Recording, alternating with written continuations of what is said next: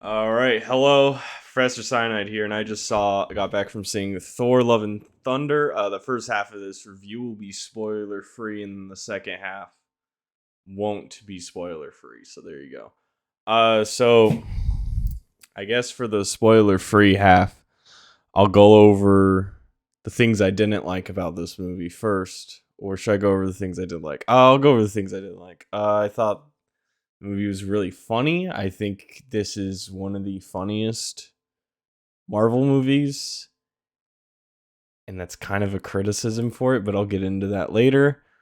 Um, I also thought that the costumes looked cool in this one. I like weird, flashy Thor. I like the costume design. And I liked some of the action in it. And when I was originally got done watching this movie, I thought I liked it, but now that I'm thinking about it, that whole movie felt like a gigantic waste of time. I mean, I didn't pay for the ticket, so it didn't waste my money at least. Um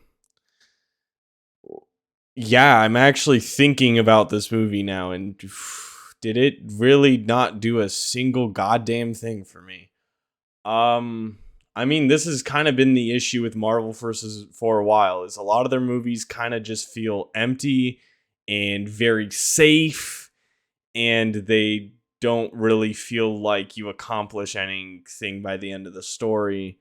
And I don't feel like you really accomplished anything with Thor's character by the end of this story. The movie doesn't know how to balance its comedy very well. While I said it was very funny, it didn't I don't think the movie was trying to be funny constantly, and there were some times where a scene was really intense and had a lot of good things going for it, and it was a scene that was supposed to be probably should have been a little bit more serious, and it was just not treated as such, and not even in a funny enough way for it to matter, or in a smart funny way, in a let's throw a gag in here just because.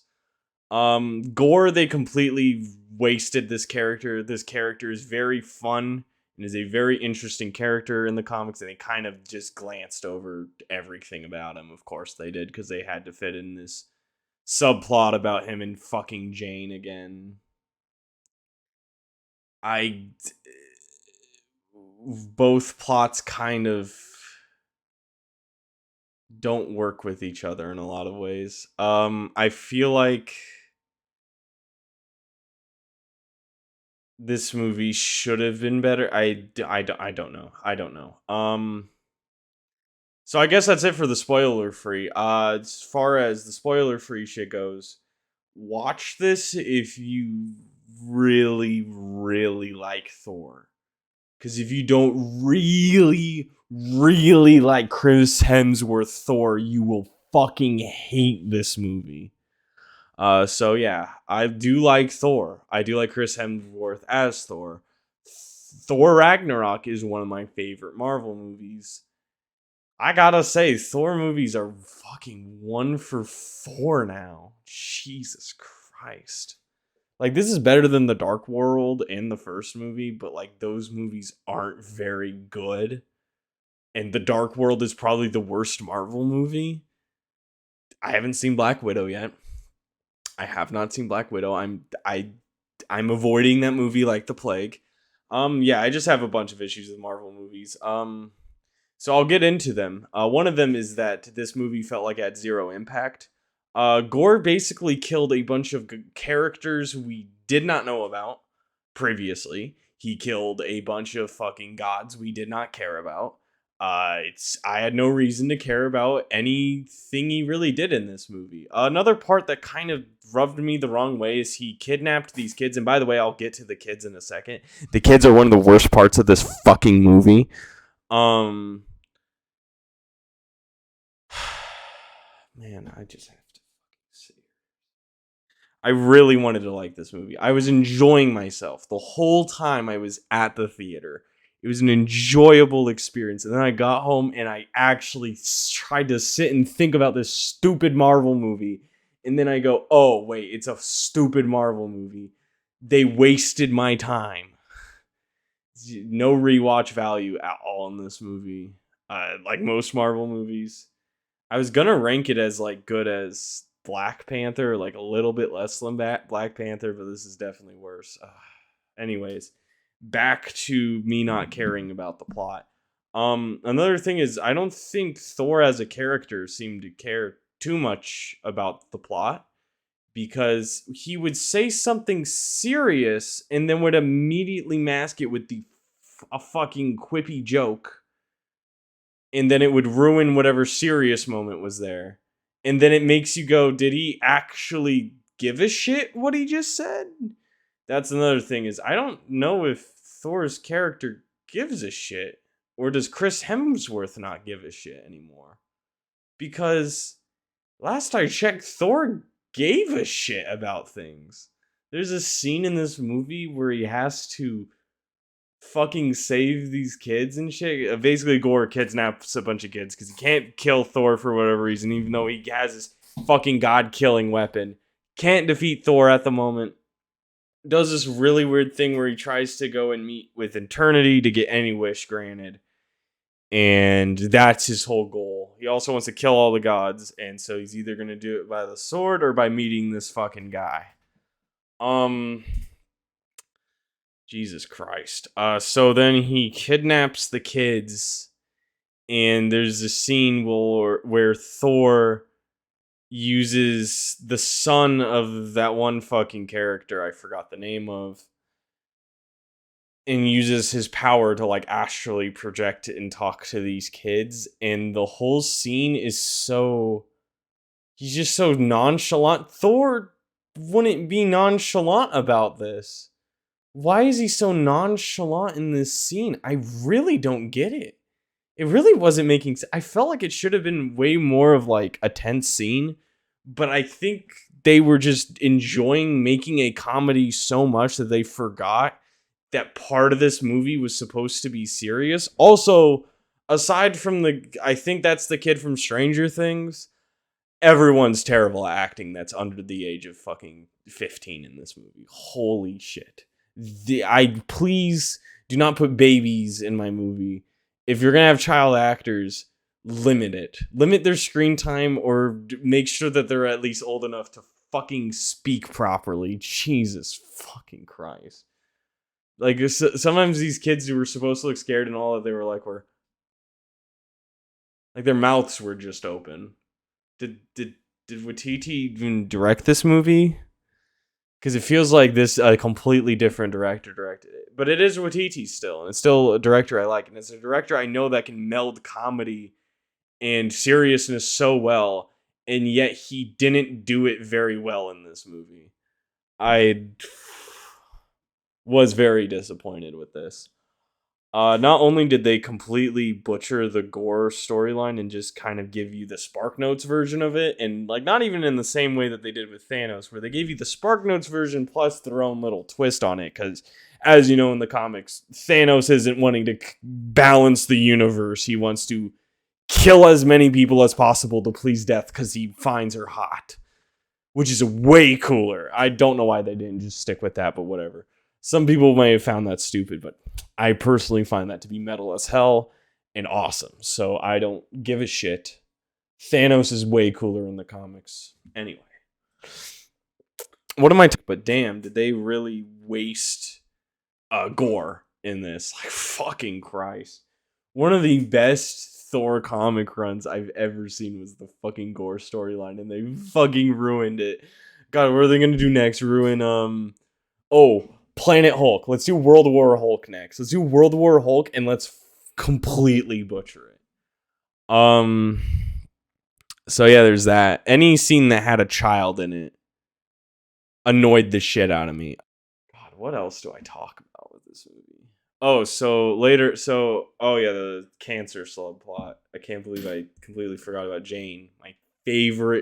My favorite Thor character, Jane. I gotta say, if there's anything that the MCU seriously lacks is non-powerful good female characters, or just well-written female characters in general, aside from like Gamora, or actually aside from just characters in Guardians of the Galaxy, I can't think of another well-written female character. Maybe Black Widow is, I don't know. I don't know. I do, and the thing is like, oh, what, you hate women? No, I'm actually kind of pissed that isn't a good female cast. I think it's very, very bad when you can't write a good female character. It says a lot about your writing team. Um, because Jane is so whatever. I don't. So I guess I haven't seen the original Thor movie in a while, but was she really that loved of a character that they need to bring her back and tie her Jane story together? I don't think anyone really asked for that. I can't. Can Thor just have another love interest? Oh, anyway, she dies at the end, I think, right? If I remember correctly, she dies. I was paying attention. It wasn't, she dies of cancer and she sacrifices herself. Oh yeah, she does die. So Jane dies at the end. Of cancer. And then Gore also dies, and he lets his daughter live because Thor basically promised to take care of her. And that's what Thor does, and he's like training her as his own little mini god because she has eternity in her. So she's going to be broken. So yeah, back to the movie, I guess. So the movie ends with him and Gore basically being like, hey, my bitch is dying. You're dying. I need something to do. Let me have your child. I'll make her my wife. I don't think that's what the intentions were, but if it was, more Greek philosophy, that's how it was. Oh yeah, speaking of Greek philosophy, Zeus is in this movie, and so is fucking a lot of other gods, I guess. So there's a scene where they have to ask for help, and it's kind of a pointless scene until the end credit scene, which is another thing that pissed me off. Oh yeah, next thing that pissed me off. I think a fourth of this movie was overall kind of pointless. In a way. Okay, that scene wasn't pointless because they did end up getting a weapon that they would use later, which is Zeus's bolt, which Thor has. And yeah, they get it because Thor basically takes it from him. And they get into a big fight, and he fires the bolt through Zeus. He thinks he kills him, but he doesn't actually, because it is very hard to kill Zeus if you know anything about the Marvel comics. Very hard to kill this guy. I like how they kind of made him a party animal, because that's how Zeus actually kind of is in mythology. He just sleeps around in parties and has orgies. Oh yeah, there's a huge bit about an orgy that I really liked. So I liked that. I guess, but yeah. Oh yeah, the final scene in this movie, one of the final conflicts or fights in this movie also has him using all the kids. He gives them all powers, like that scene in Naruto where he gives everyone like chakra, and then they're all able to I don't know. I actually just know of that scene. I'm not that far in Naruto, but you know what scene I'm talking about. So, so he gives these kids his power because they're Asgardian, or most of them are Asgardian. They have at least some sort of, they can take this power that he's given to them, and they then go and use this power, and they're able to defeat Gore at the end, and Gore uses his wish to bring back his daughter but not kill all the gods. So Thor does win. And so this movie, the reason why this movie felt pointless is because I felt like by the end of it, all it really accomplished was set up for the next sequel. It did nothing to conclude anything. It did nothing to establish anything really interesting. it didn't really do anything. This movie could have not been made in the MC, and they could have just went on to whatever story after this is, and it probably wouldn't have made a single goddamn difference. I guess it seals tightly the original Thor Jane story, but you didn't really need to do that. And I don't find Jane's character very interesting in this. Yeah. Um I don't know if Thor really is Thor anymore. Cuz he experienced all the events and had all that character development from literally the first movie to Endgame, and then they took his character and took a big shit in this movie. Now his character's more interesting in this movie than it is in like the first two Thor movies because he was kind of boring. But like Avengers onward, he's fine. And Thor's one of the best characters, I'd argue, in like the third part of the MCU or whatever, or the third whatever they called it. I don't know what to say. I guess I'll finish this by saying they also hinted at the next movie having Hercules, which is cool. Oh, also, he leaves the Guardians of the Galaxy at the beginning of the movie. I forgot to mention that. Sorry, this movie was kind of forgettable. After immediately seeing yeah, the Guardians of the Galaxy were in that movie for like 15 minutes, and they were like, "Bye, Thor," and that's it.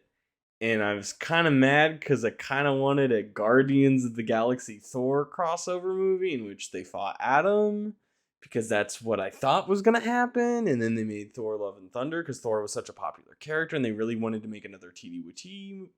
They really wanted to make another Thor movie so badly that they just kind of threw one together, and it's kind of one of the biggest messes I've seen so far in the MCU.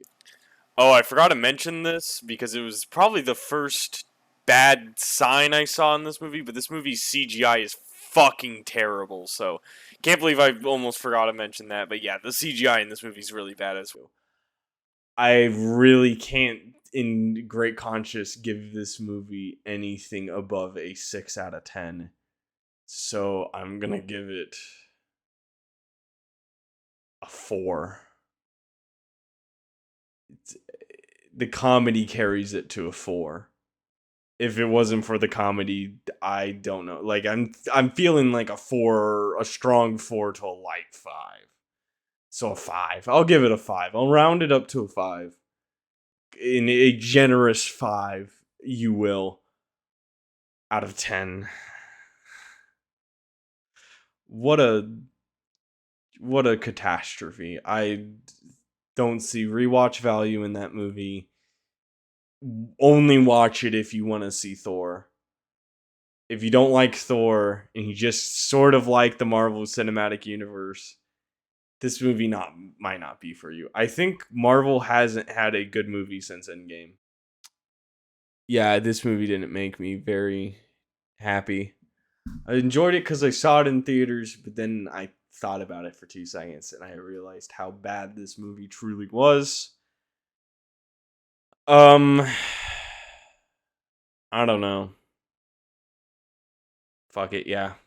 It's still a 5. Generous little 5. So yeah, remember to subscribe and shit.